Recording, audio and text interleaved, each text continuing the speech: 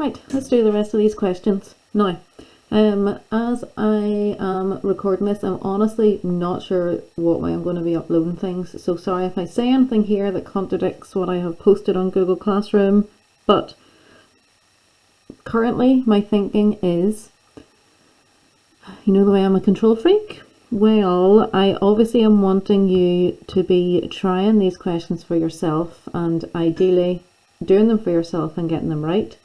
But I'm not totally deluded. I understand some of these can get really tricky and you might end up getting them wrong. So that's why I'm filming me going through the solutions. So this is really here to help you if you are getting these wrong.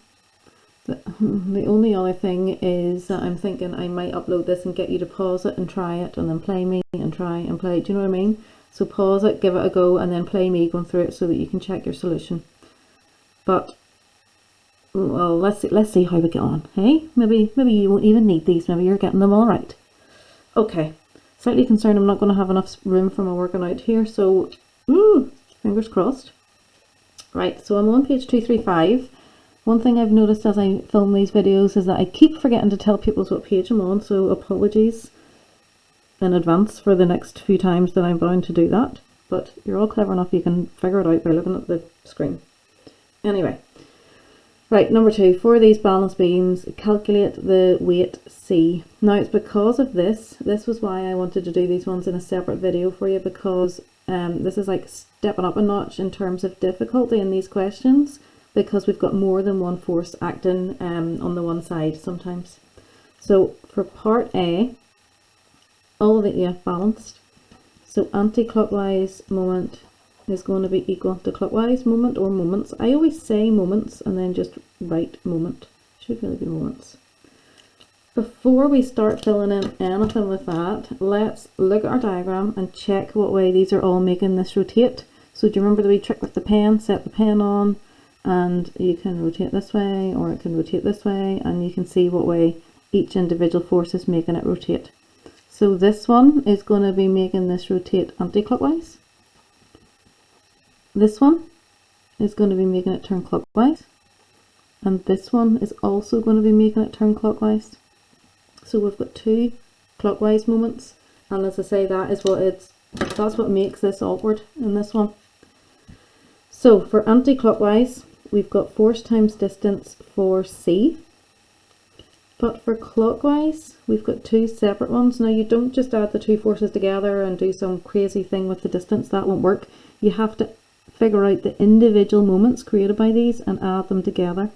So for our clockwise, we've got the force times distance for this wee 4 newtons plus, I'm going on top of a diagram, force times distance for this wee 1 newton one. So hopefully now you're seeing why in that last video I said about doing this. It helps you keep yourself organized. It's so easy to write the wrong number in these. So next step is to fill in any values that we have. So here's my pivot. Here is my C. I'm going to call that C. The distance to the pivot is 0.25. Right. The 4 newton one, my force is 4, and the distance it is to the pivot is 0.15. Plus 1 newton multiplied by 0.4. So tidying up, 0.25 C equals, that's going to be 0.6, but as I always say, don't trust my mental maths. Yep, 0.6 plus 0.4. So 0.25 C equals 1. So divide both sides of our equation by 0.25 and we get 4 newtons. And that seems a sensible answer. Okay. Do you know what? I'm going to do part B on a separate page. And really usefully, I don't have my pages right beside me, so give me a second.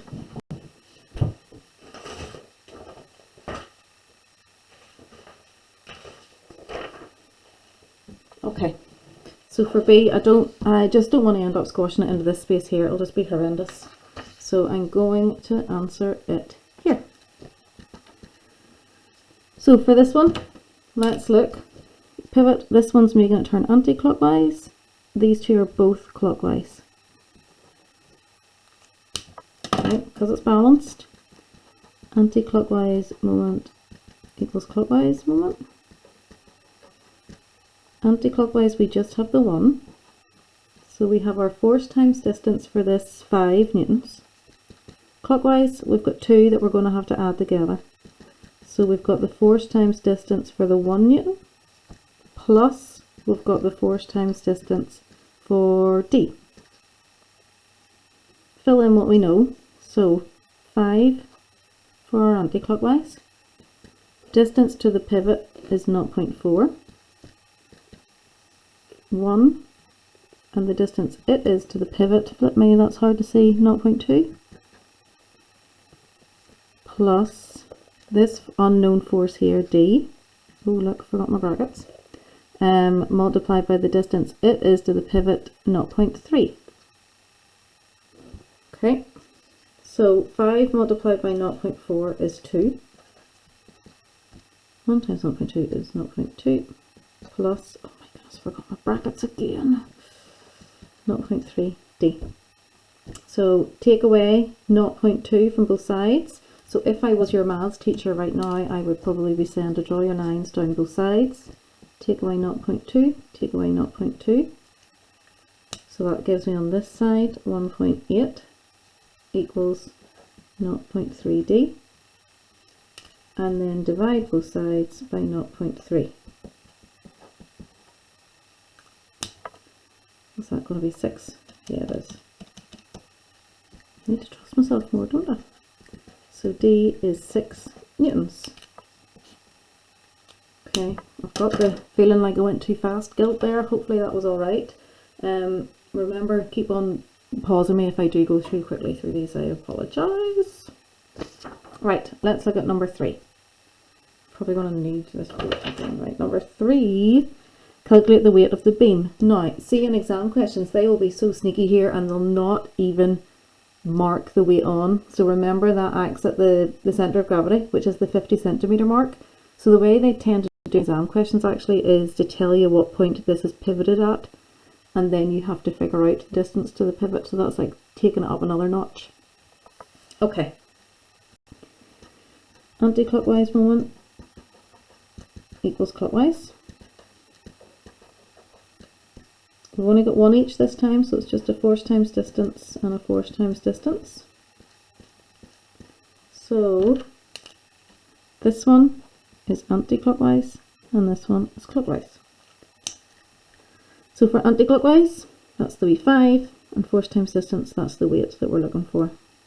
So filling in what I know, for my anti-clockwise, the force is 5, distance to the pivot 0.2, clockwise weight, and the distance to the pivot 0.25. So 5 multiplied by 0.2 is 1, is 0.25 W. Divide both sides by 0.25 and you get 4. So 4 newtons, which seems sensible enough since it's balanced by a wee 5 newton one.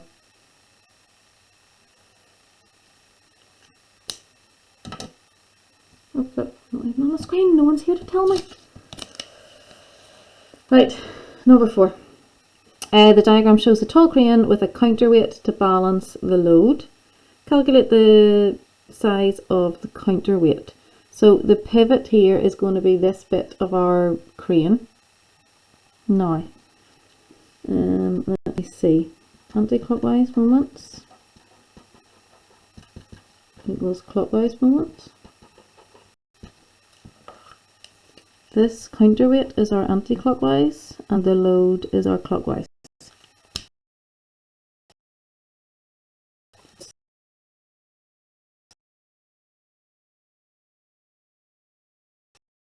Oh.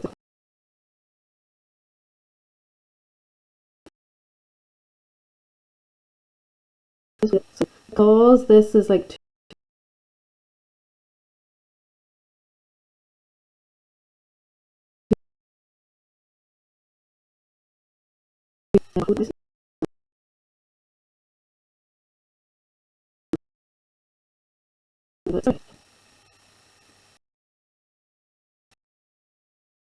Computer screen is frozen. I don't know.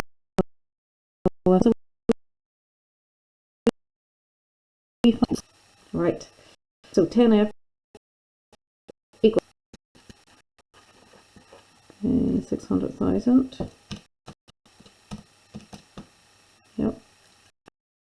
And by 10,000 newtons. So again, that does make sense because look how much closer the pivot than the load is. So it's going to have to be a decent amount bigger than it. But look, it's exactly 3 times because the distance is exactly a third. Ooh, sneaky has. Right, B. What can you say about the position of the gravity of the crane? If it is balanced like that, then the centre of gravity must be somewhere here above. The centre of gravity has to be above the base, is how we'll word it. So COG must be above the base, and we know that, otherwise it would topple, or else the crane would topple.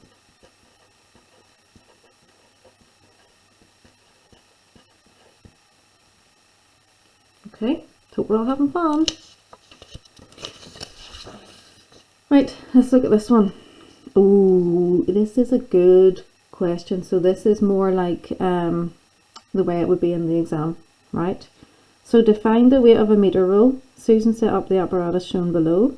The meter rule is pivoted at the 30 centimeter mark. Do you know what might be a good idea? To mark that on, that is 30 centimeters from the end, because that's the type of thing you might forget whenever you're doing it. Centimeters is already marked here, so I'm not going to mark it here. It can sometimes get really cluttered on the diagrams. Right, anyway, the meter rule is pivoted at the 30 centimeter mark, and a weight of 2.5 newtons is moved along the meter rule until it's balanced. There it is. Using the information shown, calculate the weight of the meter rule. So the first thing we are going to have to do is mark on the weight. So the weight we know of a meter rule is at the 50 centimeter mark, because it's a uniform beam, so the weight is distributed evenly, which means then that the distance to the pivot, this distance here, which is the one we need to calculate the moment, must be 20. So do you see how me marking on that 30 helped me out there? Because I know this is at the 50 centimeter mark. So if this is pivoted at the 30, then the distance from here to here must be 20. Okay, and it's marking those on that makes this question difficult, and it's them not being marked on is what really makes it difficult, and people just sort of get overloaded and can't quite figure out what to do. Right, so now on to hopefully the more straightforward bit. Anti-clockwise equals clockwise. Don't be lazy, write this every time. There'll be a mark for it. In exams, either you'll get asked to state the principle of moments, which we are all really good at rhyming off, remember, and then there'll be a mark 2 or 3 maybe for stating that, and then a question like this would maybe follow, or if they have not asked you to state it, then there's definitely a mark for writing that out, so get used to it. Okay, force times distance for my anti-clockwise, which is this one. This one's my clockwise. So that, my anti-clockwise is this 2.5. My clockwise is just the weight of the meter rule. So, fill in everything I know. The force is 2.5. Distance to the pivot is 18. And weight of the meter rule, distance to the pivot is 20. So 2.5 times 18 gives me 45. Equals 20W. Divide both sides by 20 and we get 2.25. So the weight of the meter rule is 2.25 newtons. Okay. Oh, and that is a nice wee sensible answer, so we know that's probably right, because look, it's balanced by 2.5 and they're almost the same distance from the pivot, so it's right that they're close together like that. Okay, let me see how long this is. I don't want to keep bombarding you with like really long videos, but sure, it's good, isn't it? Let's do these. as well. Yeah, let's go for it. Right. So, figure 3.9 shows a car park barrier. The weight of the barrier is 150 newtons. Now see, whenever I'm reading questions like this, I'm reading it but also scanning down to the diagram at the same time. So there's the weight, the 150 newtons. Now, its centre of mass is 0.9 meters from the pivot. So this is the pivot here. So this isn't a uniform thing because of this big heavy weight on the end. So it tells you the weight is actually 0.9 from the pivot. So this is our pivot. Calculate the size of the clockwise moment produced by the barrier's weight about the pivot. So don't go in all guns blazing, because my instinct is to look at this and automatically go anti-clockwise equals clockwise and fire on ahead and find that missing force. But part A hasn't even asked us for that. That's going to be the next bit. All we have to do for part A is calculate the size of the moment that's produced by this weight here, the 150. So that's just a straightforward moment equals force times distance question. So 150 multiplied by 0.9. Oops. Is 135 Newton meters. Okay. B. Calculate the size of the force F on the left of the pivot, which will just lift the barrier off the supporting pillar. So this is an anti-clockwise equals clockwise. Oh look, oh dear, bad habit, didn't write the full word. So if this is our pivot, then this 150 is the one that's producing the clockwise moment, and this one is the one that's producing the anti-clockwise. So for anti-clockwise, we've got force times distance for the unknown force F, and for the clockwise, well, we've already just figured it out, it's 135, so we can go straight to writing that in. So F multiplied by distance to the pivot, which is 1.35, equals 135. Divide both sides by 1.35. We're going to get 100, aren't we? Yeah, 100 newtons. Just about squash that in. And again, it makes sense because look, it's slightly further away from the pivot than the 151 was. Okay, number 12. So we've got a uniform meter rule pivoted at its midpoint. So this is at the 50 centimeter mark. A load of 4 newtons, there she is, acts on the right hand side at a distance of 36. That's horrendously printed, that's a 36. Flip, my writing isn't much better. Calculate the distance from the pivot where you should place a 3 newton weight. So anti-clockwise equals clockwise. Okay, so this one is our anti-clockwise, this one clockwise. So force times distance, anti-clockwise is produced by this 3 newton one, and force times distance for our clockwise is produced by this 4 newton one. So this force is 3, distance from the pivot is what we've been asked to find, and they've called x, equals force here for the clockwise is the 4, and distance from the pivot is the 36. Now it's fine to leave that in centimetres, it just means my unknown distance x will come out in centimetres as well. So 3x equals 4 times 36, 144. And that gets me 48 centimetres.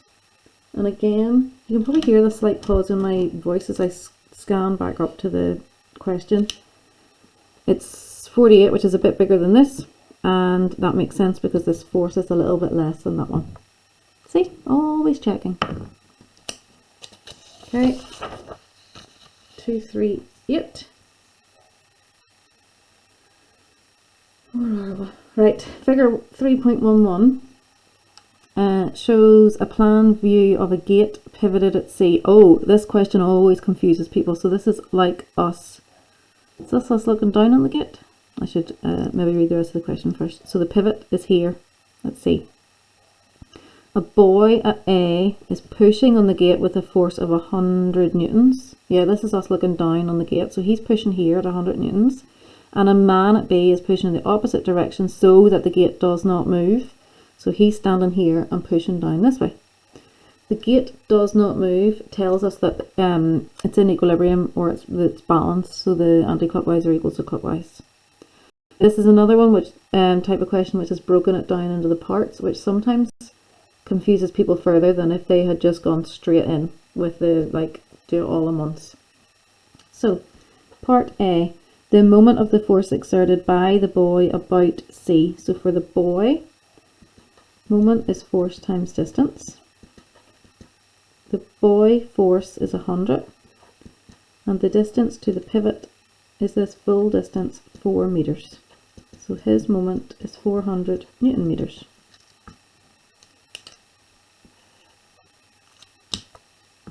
B, what's the moment of the force exerted by the man about C? Oh, I nearly fell for the trick. What's the moment of the force?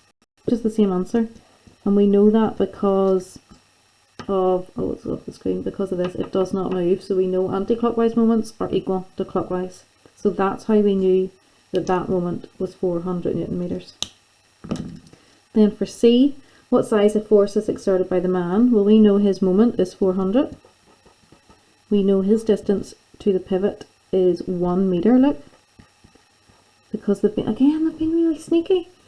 They have given you that this is 4 meters, but the distance that they've marked on here is the 3 meters one. So the distance to the pivot is what we need, and it's that 1 meter that must be left over there. So distance is 1 meter, and we have to figure out the force. So moment is force times distance. If you want to rearrange that and make force be the subject, you get moment divided by distance. So 400 divided by 1, we get 400 newtons. Oh. So not too bad a question, but it's just one of those ones where there's lots of information and people sometimes panic at it. Right, question 14. Let's see. We've got a snooker cue. We're told the centre of the mass is 80 centimetres, so we know its weight is acting there. I'm just going to go ahead and draw my arrow for the weight. I don't know if the question's going to tell me it yet, or whether that's what I'm going to have to be figuring out, but that means I'll not forget about it. So because the centre of mass is 80 centimetres, the weight acts from that point. It's 15 centimetres from the thick end, there is that there. The cue balances on a pivot which is 40 centimetres from its thick end when a force of 5 newtons is applied to the thin end. Whew. Calculate the moment of the 5 newton force about the pivot and state the direction in which it acts. Right, I will be able to get this one done in this wee space here. So our force is 5 newtons, the distance it is from the pivot is 40 centimetres. So moment is force times distance. 5 multiplied by 40 gives me 200 Newton centimetres. And that is clockwise. Okay. Now, oh dear, I'm having a nightmare with my pages. Let's see. Hold on. Hold on. Are you holding on? Oh, I don't want to fold it. Okay, right, B. Oh, my diagram. Okay, so 4B, calculate the weight of the snooker cue. So, we know that the moment the snooker cue's weight must be creating has to be the same as the moment produced by this 5 Newton force. So the moment is 200. And the distance to the pivot is 25 centimetres. So we'll be able to calculate that weight. So moment is force times distance. 200 is the weight multiplied by 25. So divide both sides by 25 and we will get 8. Yep, 8 newtons.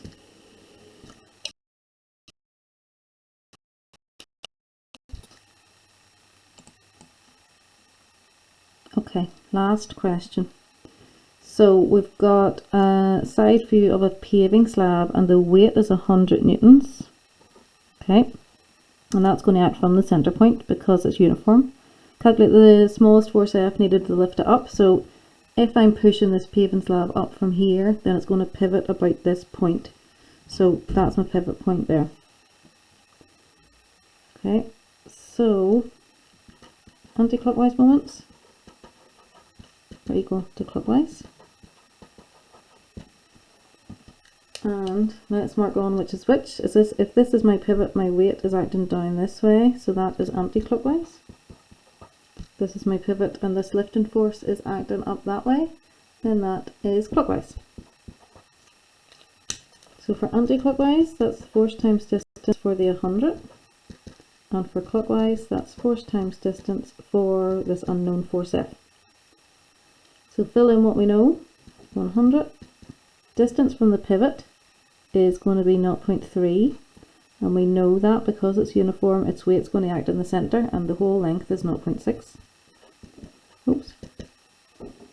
And the unknown force multiplied by the distance it is to the pivot is 0.6. So 30 equals force multiplied by 0.6. So divide by 0.6 and we should get 50. Yeah. So 50 newtons. Okay, so that is the solutions to those questions there. Hopefully that helped. And I'll see you next time.